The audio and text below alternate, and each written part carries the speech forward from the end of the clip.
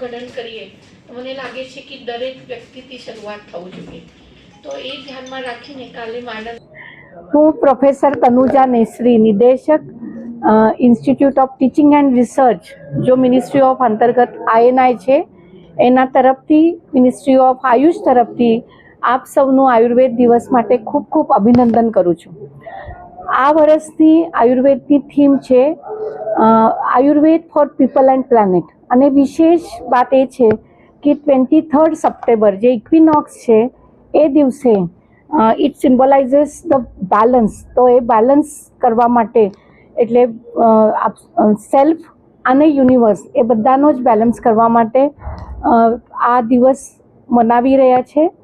આની એક જો થીમ છે कि आयुर्वेद जन जन के लिए, पृथ्वी के कल्याण के लिए, तो आ थीमथी लईने अमे अहींया एक digital transformation through Ayurveda tradition with technology एक दिवसीय कार्यशाला करी. एमां WHO, GTMC, ministry of Ayush अने घणी बधी संस्थाओं एमां संकळायेली हती. अने एवी रीते ज प्लांट्स अने एनिमल माटे पण आयुर्वेद छे, तो अमे वेटरनरी आयुर्वेद माटे पण अहींया एक दिवसीय कार्यशाला करी, जेमां अमारो वनतारा जोड़े MOU છે.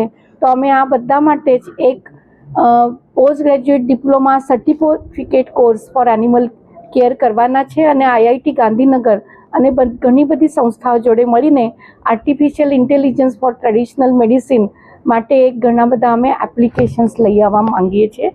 તો નેક્સ્ટ જે ન્યૂ જનરેટિવ AIથી અમે લઈને ન્યૂ જનરેશન માટે આયુર્વેદનું એપ્લિકેશન લઈ આવી રહ્યા છે.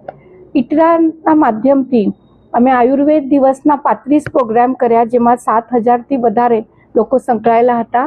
અને જામનગરથી લઈને ગુજરાતના દરેક વ્યક્તિ માટે, દરેક વ્યક્તિના સ્વાસ્થ્ય માટે હર દિન હર ઘર આયુર્વેદ માટે દૈનંદિની દિનચર્યા, ઋતુચર્યા, આહાર કેવી રીતે સ્વસ્થ રાખવા માટે ઉપયોગી છે એની પણ આપણે જનજાગૃતિ કરી રહ્યા છે. તો આવો આપણે બધાને મળીને આયુર્વેદ દિવસ મનાવીએ. અને આયુર્વેદ ઇઝ એટલે એવી રીતે આપણે કહી શકીએ કે let us celebrate our every day with the strength of Ayurveda. નમસ્તે. દિવસની રાતમાં બેલેન્સ હોય, અને આયુર્વેદ એ યુનિવર્સ એટલે યત પિંડે તદ બ્રહ્માંડ એવું કીધું છે. એટલે સેલ્ફ અને યુનિવર્સ આ પૃથ્વીમાં, નેચરમાં બેલેન્સ